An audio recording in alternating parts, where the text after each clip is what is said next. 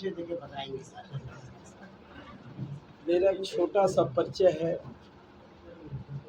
मेरा नाम बलराम मंडल। आज भारतीय जनता पार्टी की ओबीसी मोर्चा के प्रदेश के अध्यक्ष पद का भार हमें सौंपा गया है। उस पद से सुशोभित हुआ। यही एक छोटा सा परिचय मेरा है। जिला पटना का रहने वाला। कार्यक्रम के बारे में बताएं, आगे आपका क्या रणनीति होगा? रणनीति ओबीसी मोर्चा का स्पष्ट है कि इस मोर्चा के तहत 131 जाति के लोग आते हैं और चूँकि यह पिछड़ा और अति पिछड़ा दोनों समाज के साथ मिलकर हम लोग ओबीसी मोर्चा चलाते हैं। और जो हम लोगों का भावी योजना है वो जिला में से जाके जिला प्रवास करके और इसको जो है मंडल तक कार्यक्रम को मूर्त रूप देकर अपने पदाधिकारियों के साथ जो ओबीसी का जो प्रमुख मांगे हैं, जो ओबीसी के बारे में जो लगातार सरकार से जो समस्या है उसको मांगी जा रही है, उनको दूर करने का सतत प्रयास है।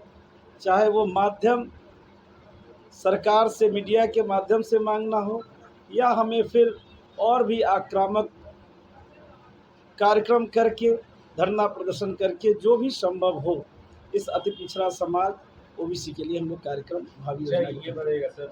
पिछड़ा वर्ग मोर्चा के नए अध्यक्ष बनाए हैं। जितने भी पिछड़े वर्ग के लोग हैं, जितने भी इनके सदस्य हैं, उनको उनकी उम्मीद आपसे बहुत ज़्यादा बढ़ गई।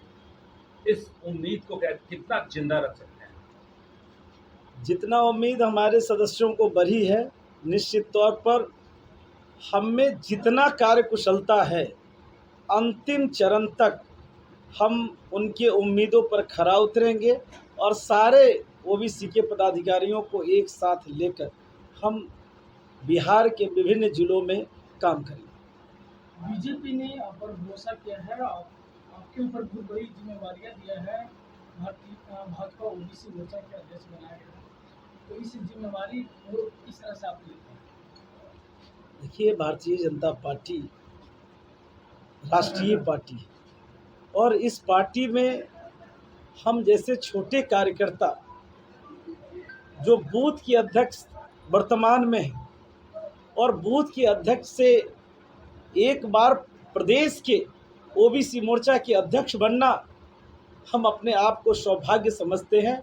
अगर ये काम कोई पूरे देश में कर सकता है, कोई पार्टी अगर कर सकता है तो वो भारतीय जनता पार्टी कर सकता है, दूसरा कोई पार्टी नहीं कर सकता है। और निश्चित तौर पर जो उम्मीद लगाई है हमारी पार्टी ने हमारे ऊपर, जो आस और विचार रखे हैं, हम उनके उम्मीदों पर सतत खरा उतरेंगे। और ये जो है 60% आबादी ईबीसी के 38 और बकिए जो है ओबीसी के जो है कुल मिलाकर ये 60% आबादी निश्चित तौर पर एक मूवमेंट चलाकर भारतीय जनता पार्टी की इतनी शक्ति बिहार के अंदर मजबूत करेंगे कि आने वाले समय में जो इंडिया पार्टी बनाकर जो घूम रहे हैं और तरह तरह के जो है विडंबना फैला रहे हैं और कहीं ना कहीं तुष्टीकरण की जो राजनीति कर रहे हैं और जो सनातन धर्म को समाप्त करने की जो बात कर रहे हैं, इनकी पुरजोर विरोध करते हुए और भारत में जब तक देश है तब तक भारतीय जनता पार्टी है और हम भारतीय जनता पार्टी के कार्यकर्ता हैं। एक एक कार्यकर्ता किसी भी कीमत पर जान चली जाएगी तो चली जाएगी, कहीं परवाह नहीं है। हम अपने सनातन धर्म को किसी भी कीमत पर समाप्त नहीं होने देंगे और आने वाले समय में पार्लियामेंट्री का जो चुनाव होना है 2024 में, ये आपको दिख जाएगा पूरे 40 सीट पर किसकी बढ़त होती है। भारतीय जनता पार्टी एकदम 90% वोट लेकर और 90% सीट लेकर 40 में जो है बिहार में खड़ी उतरेगी और तिवारा माननीय नरेंद्र मोदी की सरकार, माननीय यशस्वी प्रधानमंत्री नरेंद्र मोदी जी ही 2024 में लाल किला पर झंडा फहराएंगे, प्रधानमंत्री बनेंगे और मुख्यमंत्री भी 2025 में बिहार के अंदर भारतीय जनता पार्टी के ही पदाधिकारी बनेंगे, कार्यकर्ता बनेंगे, चाहे वो बूथ लेवल के अध्यक्ष ही क्यों नहीं हो, लेकिन अभी वर्तमान जो मुख्यमंत्री और उप मुख्यमंत्री हैं उनसे अच्छा, उनसे संघर्षशील और समाज के लिए सच्चा समर्पित,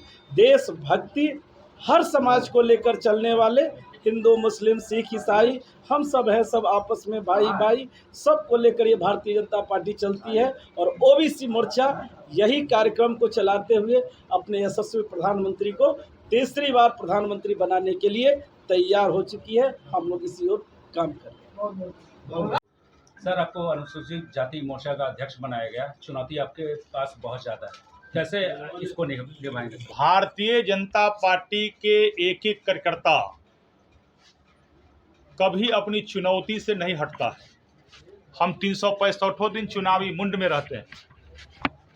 बिहार और भारत के अन्य पार्टियां चुनाव के समय में कुकुरमुत्ता के तरह चुनावी रणनीति में लग जाता है।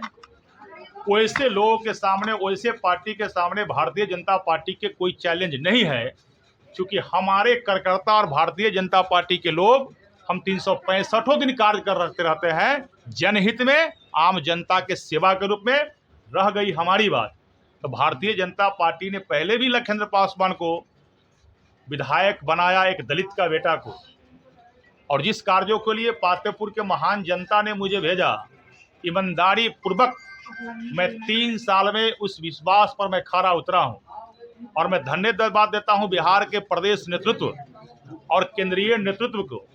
पुनः जिस कार्यों के लिए बिहार में अनुसूचित जाति मोर्चा के प्रदेश अध्यक्ष के दायित्व मुझे दिया है, मैं विश्वास दिलाता हूं ये इस मोर्चा को प्रदेश से लेकर बूथ स्तर तक मैं धरातल पर उतार दूंगा, क्योंकि लखनदेव पासवान संगठन पर ही विश्वास रखता है। और हमारे मोर्चा के जो सभी साथी हैं बिहार भर में, सब के सब मजबूत है।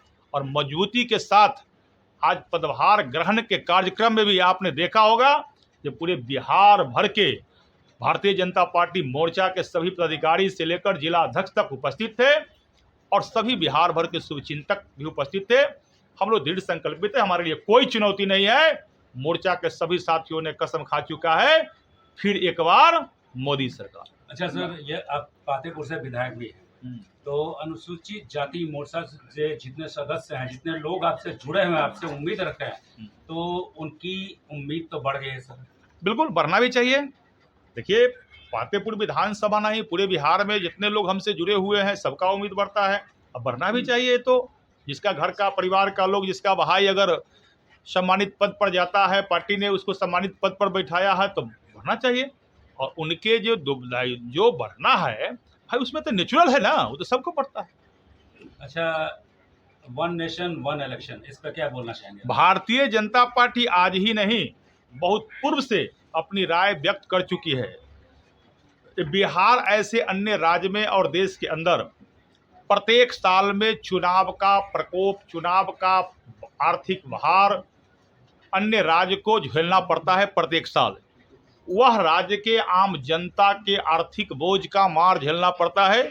इसलिए भारतीय जनता पार्टी ने और देश के आम जनता यदि वन नेशन वन इलेक्शन का अगर मांग करती है तो जायज़ है, मैं इसका समर्थन करता हूं। एक साथ ही यदि पूरे बिहार और राज्य के अंदर और देश के अंदर यदि चुनाव होता है तो निश्चित रूप से आर्थिक रूप से भी भारत को विश्वगुरु बनने से कोई रोक नहीं सकता है। चलिए, बात करने के बहुत बहुत धन्यवाद।